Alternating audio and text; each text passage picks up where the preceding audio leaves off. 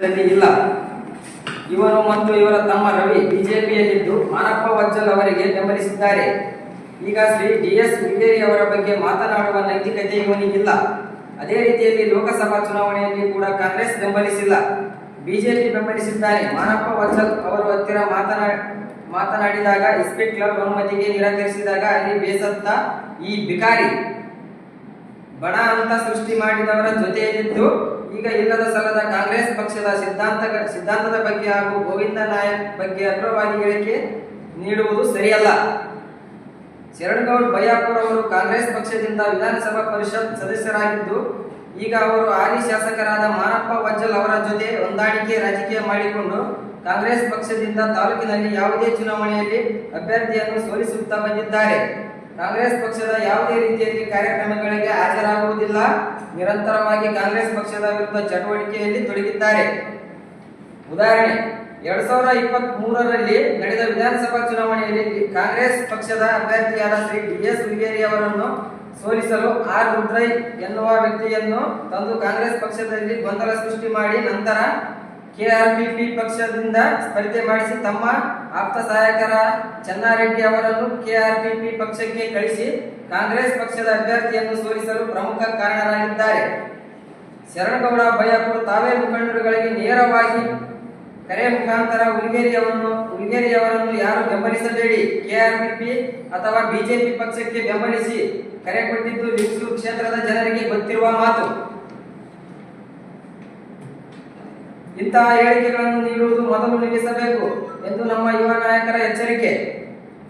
ಚೆನ್ನಾರೆಡ್ಡಿಯವರು ಗೋವಿಂದ ನಾಯಕ್ ಅವರಿಗೆ ಕರೆ ಮಾಡಿ ಕೆಆರ್ಪಿಪಿ ಪಕ್ಷ ಸೇರಲು 50 ಲಕ್ಷ ಆಫರ್ ನೀಡಿದ್ದು ನಾವು ಬಹಿರಂಗಪಡಿಸಲು ಸಿದ್ಧರಿದ್ದೇವೆ.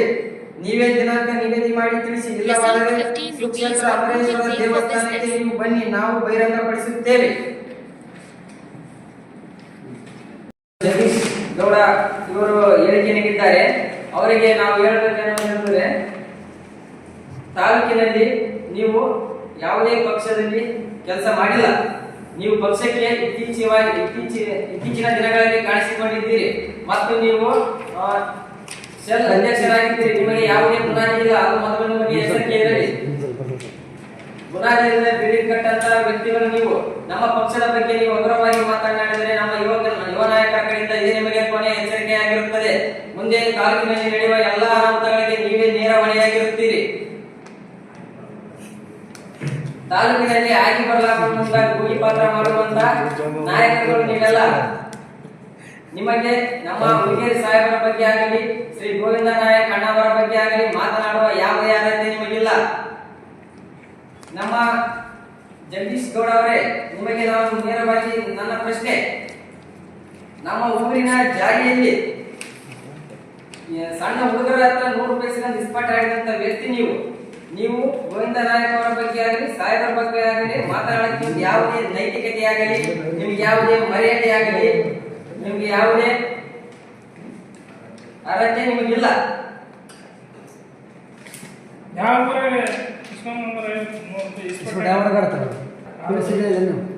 ಪೊಲೀಸರಿಗೆ ಗೊತ್ತ ಸರ್, ಇಸ್ಪೇಟ್ ಕ್ಲಬ್ಗೆ ಅಪ್ಪಣೆ ಕೂಡ ಅಂತ ಮಾನಪ್ಪ ಸರ್ ಕೇಳಿದ್ರೆ ಅವರು ನಿರಾಕರಿಸಿದಕ್ಕ ಕಾಂಗ್ರೆಸ್ ಪಕ್ಷನ ಹೊಡೆದಾಡುವಂತ ಕೆಲಸ ಮಾಡಕ್ ನಿಂತಾರೆ. ಇವೆಲ್ಲ ಕಾಂಗ್ರೆಸ್ ಪಕ್ಷದ ಲಿಂಗಸೂರು ತಾಲೂಕಿನಲ್ಲಿ ಇಸ್ಪೇಟ್ ಕ್ಲಬ್ ಜಗದೀಶ್ ಗೌಡ ಅವರು ಮಾನಪ್ಪ ಅವ್ರಿಗೆ ಅವ್ರು ನಿರಾಕರಣೆ ಮಾಡಿದಾಗ ನಾನು ತಾಲೂಕಿನಲ್ಲಿ ಮೇಲೆ ನನ್ನ ಸರ್ಕಾರ ಇಲ್ಲಪ್ಪ ರಾಜ್ಯದಲ್ಲಿ ನಾನು ಕೊಡಕ್ಕಾಗಲ್ಲ, ನೀವು ಸರ್ಕಾರ ಇದ್ದರ ಜೊತೆ ಕೇಳ್ರಿ ಅನ್ನೋದಕ್ಕ ಇವರು ಸಾಹೇಬರ ಜೊತೆ ಅಸಭ್ಯವಾಗಿ ವರ್ತನೆ ಮಾಡಿದ್ದಾರೆ. ಸಾಹೇಬರ ಅವಾಗ 2018ರಲ್ಲಿ ಇವ್ರನ್ನ ಹೊರಗಡೆ ಹಾಕಿದ್ದಾರೆ. ಪಕ್ಷವನ್ನು ಒಡೆದಾಡುವ ನಿಟ್ಟಿನಲ್ಲಿ ನಿಷ್ಠೆಯಲ್ಲಿ ಪಕ್ಷದ ಒಡೆಯುವ ಕೆಲಸ ಮಾಡುತ್ತಿದ್ದಾರೆ. ನೀವು ಬಯ್ಯಾಪುರ ಸಾಹೇಬರಿಗೆ ಹೇಳ್ಬೇಕಂದ್ರೆ, ಫಸ್ಟ್ ಆಫ್ ಆಲ್ ನೀವು ಮೂಲ ಕಾಂಗ್ರೆಸ್ಸಿಗರಲ್ಲ. ನೀವು ಲಿಂಗಸೂರಲ್ಲಿ 3 ಬಾರಿ ಶಾಸಕರಾಗಿರಿ ಅಂತ ನೀವು ಹೇಳಿರಿ. ನೀವು 3 ಬಾರಿ ಶಾಸಕರು ಯಾವ ಪಕ್ಷದಲ್ಲಿ ಆಗಿರಿ ಅಂತ ನಿಮ್ಮ ಗಮನದಲ್ಲಿ ಇರಲಿ. ನೀವು ಒಂದು ಪಕ್ಷದ ಬಗ್ಗೆ ಅಗ್ರವಾಗಿ ಮಾತಾಡ್ತೀರಿ ಅಂದ್ರೆ, ಪಕ್ಷ ನಮಗೆ ಒಂದು ತಂದೆ ತಾಯಿಯ ಸ್ಥಾನ, ಅದರ ಬಗ್ಗೆ ಗೌರವ ಇರಲಿ. ನೀವು ಕೂಡ ಕೊಪ್ಪಳ ಜಿಲ್ಲೆಯ ಕೃಷ್ಣ ತಾಲೂಕಿನಲ್ಲಿ ಸೋತಿರಿ, ನೆನಪಿರಲಿ. ನೀವು ಮೊದಲು ನಿಮ್ಮ ತಾಟ್ಯಾಗ ನೊಣ ಬಿದ್ದೈತಿ ಅಂತ ತಕ್ಕಂತ ಊಟ ಮಾಡ್ರಿ, ಇನ್ನೊಬ್ಬರು ತಾಟ್ಯಾಗ ಬಂದು ನೊಣ ತೆಗೆದು ನೀವು ಕೆಲಸ ತೆಗೆಯುವಂತ ಕೆಲಸ ನೀವು ಮಾಡಬೇಡ್ರಿ. ತಾಲೂಕಿನಲ್ಲಿ ಜಗಳ ಹಚ್ಚುವಂತ ಕೆಲಸಗಳು ಮಾಡಬೇಡ್ರಿ. ನೀವು ಶರಣಗೌಡ ಬೈರಪ್ಪ ಸಾಹೇಬ್ರೆ, ನಿಮ್ಗ ಕೊಪ್ಪಳ ರಾಯಚೂರು ಡಿಸ್ಟಿಕ್ ಕಾಂಗ್ರೆಸ್ ಹೊಡೆಯುವಂತ ಕೆಲಸ ನೀವು ಮಾಡಕತ್ತೀರಿ. ನೀವು ಬರೀ ರಾಯಚೂರು ಜಯದುರ್ಗ, ಕುಷ್ಟಗಿ ಹಾಗೂ ಲಿಂಗಸೂರು,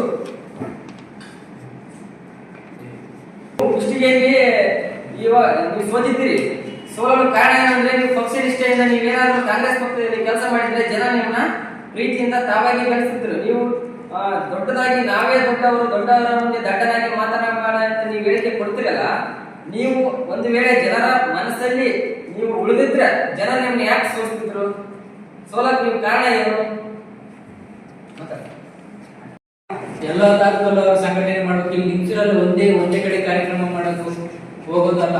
ಕೊಪ್ಪಳ ಇದೆ ಮತ್ತೆ ರಾಯಚೂರು ಇದೆ, ಇಲ್ಲಿ ಬರೋ ತಾಲೂಕುಗಳಲ್ಲಿ ಅವರು ಅದನ್ನ ಮಾಡ್ಬೇಕು. ಇಲ್ಲಿ ಒಂದೇ ಕಡೆ ನಿಂತು ಲಿಂಗಸೂರಲ್ಲೇ ಮಾಡ್ಬೇಕು ಅನ್ನೋದು ಅವ್ರಿಗೆ ಏನಿದೆ? ಲಿಂಗಸೂರಲ್ಲಿ ಮಾಡಕ್ಕಂತ ನಮ್ಮ ಮಾಜಿ ಶಾಸಕರಾದ ಜನಪ್ರಿಯ ಶಾಸಕರಿಂದ ಹೆಸರುವಾಸಿಯಾಗಿರುವ DS ಹುಲಿಗೇರಿ ಸಾಹೇಬರಿದ್ದಾರ. ಅವರಿಗೆ ಜಿಲ್ಲಾ ಅಧ್ಯಕ್ಷರಿದ್ದಾರ, ರಾಜ್ಯ ಅಧ್ಯಕ್ಷರಿದ್ದಾರ, ಹೈಕಮಾಂಡ್ ಐತಿ. ಅವರಿಗೆ ಲಿಂಗಸೂರು ಕ್ಷೇತ್ರದಾಗ ಏನ್ ಕೆಲಸ ಮಾಡಬೇಕು, ಅವರು ಜನರ ಮನಸ್ಸನ್ನು ಹೆಂಗೆ ಗೆಲ್ಲಬೇಕು ಅನ್ನೋದನ್ನೆಲ್ಲ ಚೆನ್ನಾಗಿ ಗೊತ್ತಿದೆ. ಅದನ್ನ ನೀವು ತಿಳ್ಕೊಳ್ಳಿ. ನೀವು ತಿಳ್ಕೊಂಡ್ರೆ ಪಕ್ಷದ ಕೆಲಸ ಮಾಡ್ರಿ. ನೀವು ಪಕ್ಷ ಹೊಡೆಯುವಂತ ಕೆಲಸ ಮಾಡಬಾರ್ದು.